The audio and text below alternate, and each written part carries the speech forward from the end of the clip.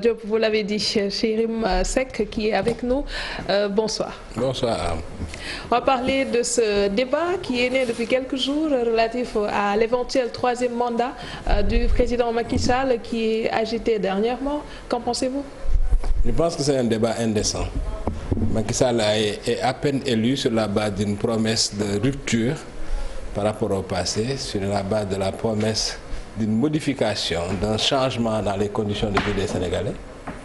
Il a à peine prêté serment que se pose avec acuité le débat sur sa succession. Je pense que c'est indécent pour les Sénégalais. Alors comment se fait-il? D'autant que tout ça se passe dans un contexte de crise économique grave, dans une situation plus catastrophique que la catastrophe. Les Sénégalais ne mangent pas à leur faim. Les Sénégalais n'ont pas de... On vient de voir un journal pendant lequel on défilait des images plus scandaleuses que le scandale. C'est ça le vrai problème du Sénégal. Ce n'est pas les chicaneries politiciennes autour du pouvoir. Comment se fait-il alors que cette section se soit retrouvée sur la place publique puisque cela a été abordé par l'ancien directeur des Sénégal de l'extérieur? Vous savez, il y a des interprétations possibles de l'affaire Sori Kaba. Il y a une interprétation qu'on peut dire positive. Si on estime qu'il a été sanctionné parce que justement il a posé un débat indécent dans un contexte où les problèmes des Sénégalais se posent avec acuité. Il l'a été? C'est une position qui est défendable. Il y a une interprétation négative. On peut estimer que son image signe une sorte d'aveu, une sorte d'indicateur que le locataire du palais n'est pas prêt à abandonner, à quitter le palais de l'avenue Léopold Sédar Senghor en 2024. Maintenant, ce sont les faits et gestes du locataire du palais dans les jours à venir que nous édifierons. Oui, Papis. Alors, est-ce que Yérim parle d'indécence? Est-ce qu'on peut se cantonner sur cet argumentaire par rapport à l'enjeu d'un troisième mandat au Sénégal? Est-ce que ce ne serait pas trop facile d'évacuer, de même convoquer l'incongruité d'un potentiel candidat qui serait Macky Sall? Parce qu'en ce moment précis où on parle, on est à peine 8 mois, n'est-ce pas? 8 mois de l'élection de Macky Sall. Que je cherche au Sénégal un président de la République élu pour 5 ans. Mais est-ce que c'est lié? Non, attends, non, c'est très important ce que je suis en train de dire. Est-ce que l'exercice au bout de 8 mois, de 6 mois, peut exclure une volonté d'avoir... Justement, d'abord, il faut que j'aille au bout de ma pensée. Un pays ne peut pas être en éternelle campagne électorale. Un pays ne peut pas être focalisé H24 sur l'enjeu du pouvoir. Il y a la politique, certes, il y a le pouvoir, certes, mais il y a l'économie, il y a l'action sociale, il y a la vie des gens. Il y a l'enjeu fondamental du développement qui, à mon avis, est l'enjeu transcendantal. Il y a des questions qui se posent aujourd'hui avec acuité. Est-ce qu'on doit accaparer la vie du pays, c'est-à-dire cantonner toute la vie du pays à des chicaneries politiciennes sur le thème du troisième mandat ou pas? D'autant que si on ne fait pas de la politique fiction, moi j'étais le 31 décembre 2018 au Palais, Macky Sall a dit, c'est un élément que j'ai revu ici, il a rappelé les dispositions pertinentes de l'article 27 et il a tiré comme conclusion qu'après un mandat de 7 ans et de 5 ans, il va s'en aller. Alors, je dis jusqu'à preuve du contraire, Macky Sall n'a pas dit... Mais vous avez toujours séjourné au Sénégal. Pourquoi peut-être ce qui justifie la suspicion? Il y a eu antérieurement la question de la réduction du mandat de 7 à 5 ans. Il y avait eu la même démarche. Le président est sorti officiellement, son entourage en avait fait la confirmation, et dans la finalité, c'est le contraire qui s'est passé. Alors, si on suscite encore une question aussi sensible, est-ce qu'il est raisonnable de jeter la question dans l'incongruité un peu? Dans le cas du mandat présidentiel, il y a un précédent et un précédent périlleux, un précédent dangereux sur le thème du Wahwahet. Abdoulaye Wade avait dit exactement la même chose que Macky Sall. Et quand il a voulu revenir sur sa parole, tu as vu ce qu'il en est advenu. Macky Sall est un homme intelligent. Je pense qu'il y a certaines erreurs dans lesquelles il ne tombera pas. Mais d'autant que les faits sont là, les faits sont d'une acuité brûlante. Le sang des martyrs de 2011 est à peine, est toujours chaud. sans continuer à gicler. Mais regardez l'histoire de la Guinée. La Guinée est un pays comme le Sénégal. Il y a eu du sang avec le capitaine. La Guinée n'a rien à voir avec le Sénégal. Dadis Camara. Ce sont deux pays qui ont deux itinéraires historiques différents. Mais c'est des pratiques similaires du continent. Oui. Moi, vous savez... Je ne dis pas que le président va le faire, mais je dis que c'est une réalité africaine. Je n'analyse pas sur la base de la fiction. Vous savez, hein? La Gazette du Palais, on l'entend. Toute cette frange du pouvoir qui cherche à théoriser la question du troisième mandat existe. C'est une réalité. Toutes les consultations avec certains professeurs de droit constitutionnel en France existent. C'est une réalité. Mais je mets tout ça sous le compte de la Gazette du Palais. Parce que tant qu'il n'y a pas une déclaration officielle de Macky Sall, accréditant la thèse ou l'hypothèse qu'il puisse être candidat en 2024, je pense que tout ce qu'on est en train de dire relève de la politique-action. Alors, une question, s'il vous plaît, Aram. Oui, est-ce qu'on peut assimiler ou mettre en rapport ce débat qui a ressuscité spontanément, quasiment au lendemain de la première sortie de Khalifa Sall? Est-ce qu'il peut y avoir politiquement un lien ou communicationnellement parlant un lien? Je ne pousserai pas le vice jusqu'à ce niveau-là. Je pense que voilà, dans le cadre d'un questionnaire ordinaire, Sori Kaba a été confronté à une question à laquelle il a répondu. En utilisant presque les mots qui se trouve être la vérité. Voilà, en utilisant il a lu les faits. Presque les mots du président de la République. Ouais. Donc ça, au moins, c'est clair. Il n'y a rien d'incriminant au départ. Moi, ça ne me choque pas qu'un président de la République élu pour 5 ans, qui a quelques mois de son mandat, puisse refuser qu'il y ait un débat sur le thème de la succession. Pourquoi? Mais parce qu'il a été élu sur la base d'engagements concrets, sur la base de préoccupations qui sont là brûlantes. Est-ce qu'il doit mener son mandat jusqu'à terme et nous présenter un programme aujourd'hui auquel les autres ne pourront pas, disons, avoir leur mot à dire? Il est important aujourd'hui d'avoir une idée de la personne ou de la logique du président de la République par rapport à la suite qui sera donnée au travail qu'il est en train d'être d'abattre. Vous voulez dire qu'à partir de maintenant, le président doit éclaircir sa position sur l'hypothèse ou non d'un troisième mandat? Non, pas le mandat, je parle de sa succession. Oui. Il est important aujourd'hui que les gens sachent quelle sera la suite qui sera donnée aujourd'hui au plan Sénégal émergent, parce qu'on sait qu'il ne pourra pas le continuer à terme. C'est que hic et nunc, c'est-à-dire ici et maintenant, ce qui est en cause, ce n'est pas la succession de Macky Sall. Mais pourquoi le Sénégal serait une exception alors que partout dans le monde, quand il y a quand on finit un mandat, il y a la problématique du dauphinat qui se pose, la succession. Qu'on l'affirme, qu'on ne l'affirme pas, c'est des choses qui vont suivre. Donc, pourquoi le Sénégal serait une exception par rapport à ces réalités mondiales? La question de la succession ne se pose pas la première année d'un mandat de 5 ans. Pour le président, moi, ce que je ne comprends pas, c'est pourquoi ceux qui ont les ambitions, pourquoi nous les journalistes, nous aussi nous sommes une bonne part du problème. Pourquoi est-ce que nous sommes obligés nous suscitons le débat de suivre les chicaneries des politiciens au point de te détourner de l'essentiel? Parce que l'essentiel, encore une fois, c'est pas la politique. Mais parce moi, je ne connais aucun exemple d'un pays au monde qui se soit développé avec de la politique. Ce qui développe un pays, c'est l'économie et l'action sociale. Aujourd'hui, les défis qui interpellent le Sénégal, ce n'est pas les défis de la succession de Macky Sall. Je suis désolé. Dans l'immédiat, hic et nunc, ici et maintenant, pour les Sénégalais, ce qui intéresse les Sénégalais, c'est l'exercice par Macky Sall de sa part de contrat.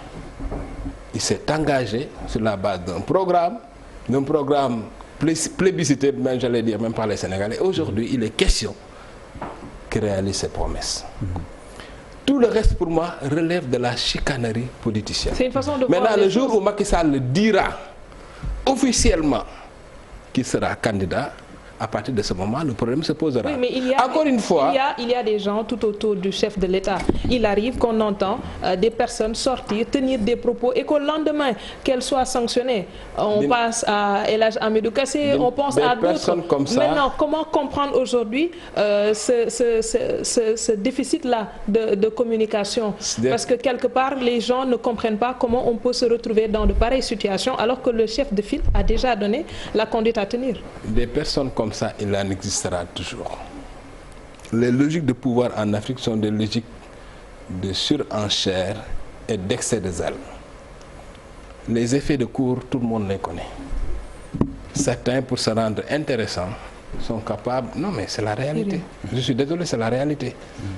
Moi, je pars d'un principe simple. La Constitution est on ne peut plus claire. Je ne parle même pas d'esprit. La lettre de la Constitution est formelle. L'article 27 de la Constitution dit ceci. Nul ne peut faire plus de 2 mandats consécutifs. Vous prenez date? C'est la réalité. Je dis ça, c'est du droit pur. Je dis, est-ce que vous prenez date avec l'opinion? Non, mais c'est du droit pur. C'est du droit pur. C'est ce que la Constitution Le président dit. a cité cet article en tirant des conclusions de droit le 31 décembre 2018 devant toute la nation. J'ai la naïveté de penser. J'ai la naïveté de penser qu'en février 2024, Macky Sall pliera ses bagages et quittera le palais de l'avenir Léopold Sédar Senghor. Alors, on va glisser vers le développement dont vous avez fait allusion tout à l'heure, en rapport avec le contexte mondial. Aujourd'hui, on a vu depuis un certain temps, au Soudan, c'est le prix du pain qui a emporté le président. Au Liban, ça bouge sur la base de l'augmentation prévue pour les taxes. Au Chili, c'est la même chose, en Guinée. Et vous avez dit que la politique n'a jamais développé un pays. Aujourd'hui, quelle est la maturité sénégalaise par rapport à cet élan qui est universel aujourd'hui? En 2024, on aura un électeur pour le développement ou quelqu'un qui a une pensée politique? La particularité du Sénégal, c'est que depuis 60 ans, on n'a fait que de la politique. En 2013, moi j'ai été frappé par ce que Robert Badinter a dit quand il recevait le prix de la fondation Kéba Mbaye. Les gens n'ont pas prêté attention. Il a dit au Sénégal, les gens ont le goût de la parole et de la politique. Ça, je considère que c'est une insulte. Et par rapport à la véracité des propos? Non, parce qu'on a parlé, on a encore parlé, on a ensuite parlé. Le résultat, 59 ans après l'indépendance, c'est un échec économique total. C'est une déconstruction progressive du pays, de la nation. C'est la faillite de l'école. C'est la maladie de la santé. C'est ça la réalité historique. Donc vous convoquez une responsabilité, voilà, une responsabilité générale finalement, parce qu'on ne peut pas circonscrire ces insuffisances sur le dos du politique essentiellement. Mais le problème qui se pose, c'est qu'il y a une classe politique qui est censée donner une impulsion. Faite d'hommes et de femmes qui sont succédés aux commandes depuis 59 ans, qui n'ont fait que régler leurs problèmes au fait. Leurs problèmes personnels, leurs problèmes familiaux, leurs problèmes politiques, leurs problèmes partisans, mais qui n'ont jamais relevé les défis, les vrais défis qui se posent au problème. Ou poser les vrais défis, ou poser les problématiques des défis. C'est ça la réalité. Malheureusement. Alors, il faut qu'on parle également de la sous-région, parce que Papis l'a brossé tout à l'heure, le cas de la Guinée. On pense également à la Côte d'Ivoire, où on prête au président Alassane Ouattara d'avoir des ambitions par rapport à un 3e mandat. Qu'arrive-t-il à nos chefs d'État ouest-africains? Justement, moi je pense qu'il y a une différence à faire entre la Guinée et la Côte d'Ivoire. La Guinée, c'est très clair ce qui se passe en Guinée. L'article 127, je crois, de la Constitution guinéenne dit que tout chef d'État élu en Guinée ne peut faire plus de 2 mandats consécutifs. Mais l'article ajoute que la disposition limitant les mandats ne peut faire l'objet de révision. C'est-à-dire que c'est une disposition non modifiable de la Constitution. Devant cette impasse juridique, que fait Alpha Condé? Il va rédiger une nouvelle Constitution dans l'intention d'abolir la Constitution sur la base de laquelle il a été élu. Et une Constitution qui a été l'objet d'un large consensus après l'ère d'Addis Camara. Voilà, donc ça c'est un cas presque particulier, presque inédit, à son arrivée, qui n'a presque jamais existé. Invraisemblable. Voilà, c'est quelqu'un qui était invraisemblable, voilà, qui était considéré, comme vous dites, comme étant un porte-flambeau de la lutte de l'opposition en Afrique. Qu'est-ce qui a changé entre-temps? Mais ce qui a changé, c'est cet amour excessif que ces chefs d'État ont pour le pouvoir. C'est cette folie dévastatrice qui prive à nos dirigeants toute forme de raison, toute forme de rationalité au contact avec le pouvoir. Mais ça aussi, ça se compte. Vous savez, c'est l'écosystème du pouvoir qui est nocif en Afrique. Parce que le pouvoir est presque le pôle exclusif de la réussite en Afrique. Même quand tu dois faire du business, il faut être en de bons termes avec le pouvoir. Donc le pouvoir caporalise tellement dangereux que celui qui est au pouvoir est très vite isolé par l'excès des ailes de son entourage, n'est-ce pas, par cette tradition de flagornerie, cette velléité de faire croire aux dirigeants qu'il est indispensable et que sans lui le ciel nous tombe sur la tête, etc. Voilà. De sorte que celui qui est au pouvoir en Afrique arrive même à penser que avant lui, après lui, c'est le déluge, sans lui, c'est le chaos. C'est ça le problème.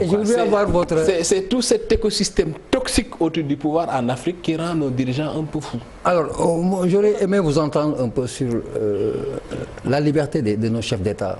Parce que si on fait dans le jeu de la comparaison, c'est totalement différent des autres continents, ou en tout cas du continent référence en termes de démocratie, donc l'Europe et peut-être les États-Unis. Est-ce qu'ils sont libres, finalement? Parce qu'à l'entame, vous écoutez des présidents qui sont de bonne foi, qui ont envie de lâcher. À un certain moment, ils font un retour en zone de façon extraordinaire et spectaculaire. Il faut savoir aussi que l'exercice du pouvoir, parfois, rend son auteur otage du pouvoir. C'est aussi ça le paradoxe du pouvoir. Vous savez, en Afrique, les gens ont tellement l'habitude de régler des comptes à la faveur du pouvoir. Ils ont tellement l'habitude de renverser l'ordre des valeurs, l'ordre de la richesse, l'ordre social, etc., au contact avec le pouvoir, que finalement, s'ils perdent le pouvoir, c'est trop de dégâts. C'est une catastrophe, c'est presque la bérésina. C'est aussi ça le problème. Donc de sorte que les gens ont peur après pour leur sécurité physique, ils ont peur pour leur sécurité familiale, ils ont peur pour leur sécurité économique. Mais tout ça aussi n'est qu'une sorte de retour de bâton de l'exercice du pouvoir par eux-mêmes. On termine par un dernier point. La première déclaration publique de Khalifa Sall. Quand vous l'avez écouté, vous avez entendu quel type de discours? J'ai retenu deux phrases fortes. Quand il dit le passé, c'est le passé, pour moi c'est une phrase forte. Quand il dit nous sommes héritiers d'une tradition politique qui allie la démocratie à la liberté, au progrès, c'est une phrase très forte. On l'attendait sur une annonce. Ça veut dire qu'il se positionne comme leader de la social-démocratie, c'est-à-dire de cette idéologie politique dont se réclame le Parti socialiste et une bonne partie de la gauche sénégalaise. Je pense qu'il a fait un grand discours, Khalifa Sall. Un grand discours sur ce que l'autre appelait les grandes querelles. Le discours d'un chef d'État. Oui, je pense que Khalifa Sall, si j'avais gardé ma fougue de journaliste débutant, j'aurais écrit un papier, le problème Khalifa Sall. Avant d'entrer en prison, c'était un problème. Aujourd'hui, il est devenu une pouille, c'est-à-dire un problème sans solution. Mais avec l'inéligibilité de Khalifa Sall, qui constitue pour lui peut-être bien une difficulté pour son avenir politique, comment aujourd'hui comprenez-vous le discours qu'il tient à ses militants alors qu'il y a des blocages quelque part qui... Mais il n'a pas besoin d'être éligible pour être un problème politique. L'éligibilité n'a rien à voir avec son équation politique personnelle. Alors, parce que Khalifa Sall, ce qu'il pèse, va jouer fortement sur l'enjeu politique des futures joutes électorales, qu'ils soient éligibles ou pas. Alors, une dernière question, oui, avec une réponse certainement très courte, une petite phrase, j'attends une petite phrase. Aujourd'hui, si on devait aller à la présidentielle, demain, Khalifa est candidat, les autres seraient également candidats, je suis dans la fiction. Hein. Qui les autres? Les autres prétendants, ceux qui aimeraient briguer les suffrages, quelles sont les chances de Khalifa aujourd'hui, politiquement parlant? Très difficile de faire une prévision en temps réel sur 5 ans en politique. Le temps de la politique est trop rapide. Malheureusement, je ne peux pas me risquer à une prévision de ce type. Merci. Merci beaucoup, cher Yérim Seck. Merci également à Papis Diao et à vous de nous avoir suivis. Mention spéciale à l'équipe technique. On se donne rendez-vous demain à la même heure. Excellente soirée en compagnie des programmes.